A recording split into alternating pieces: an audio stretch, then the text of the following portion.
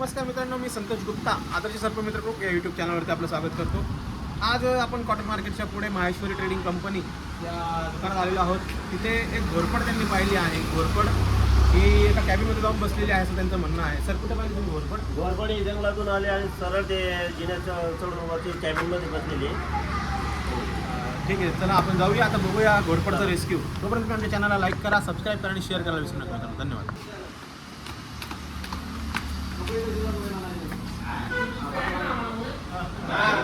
कशी गेली काय गेली आपण पाहिजे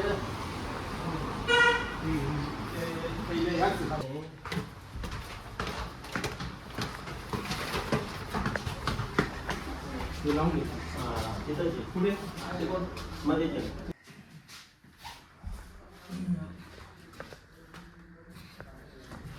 जिना चढून आली, परत जिन्यातून मग सरळ इकडे कोपऱ्याला चालले गेले। इकडे गेली का? इकडे गेलेली ते पहा इकडे इन्व्हर्टरच्या बाजूला आहे गोणी गोणी देऊ। हां, काहीतरी गोणी वगैरे द्या।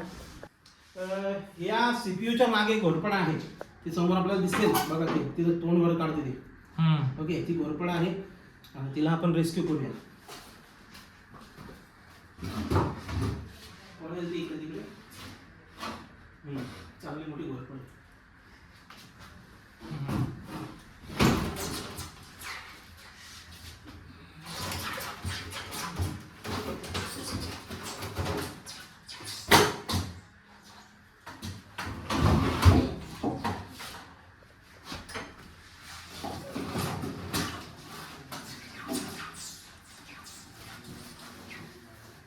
आपल्या हातापर्यंत शेपटी आली आहे।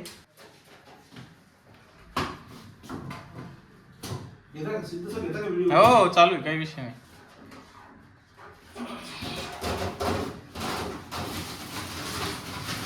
हा, वायर आहे तिथे।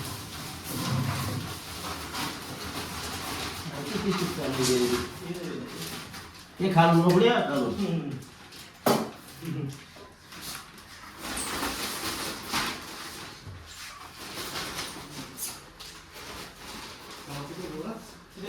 काहीच करू नका, ते काय जाऊ नका। हे गोळी टाकू का?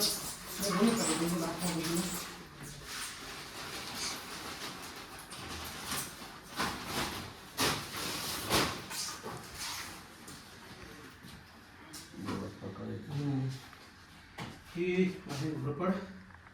जवळच 6 वाजता हिचा 6 वाजता असतो, पण विषारी असते घोरपड, तर कात वगैरे आलेली तिची।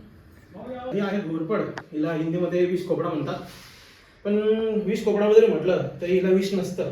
ही बिनविषारी असते, पण हिचे नख जे असतात हे अत्यंत तीक्ष्ण असतात। आपल्या इतिहासामध्ये असं म्हटलं गेलंय, तानाजी मालुसरेंनी ज्यावेळेला सिंहगड सर केला होता त्यावेळेला त्यांची आवडती घोरपड, तिचं नाव यशवंती होतं, त्या घोरपडीच्या सहाय्याने, त्याच्या घोरपडीच्या मागे शेपटीवरती त्यांनी एक दोर लावला होता आणि तो दोर त्या घोरपडीला लावून ती घोरपड वरती चढली होती सिंहगडावरती।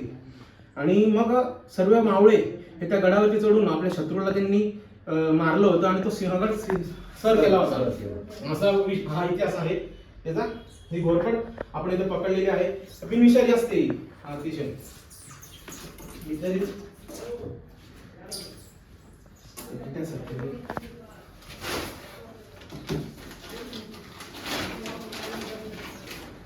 हा, साईडला घ्या। हां,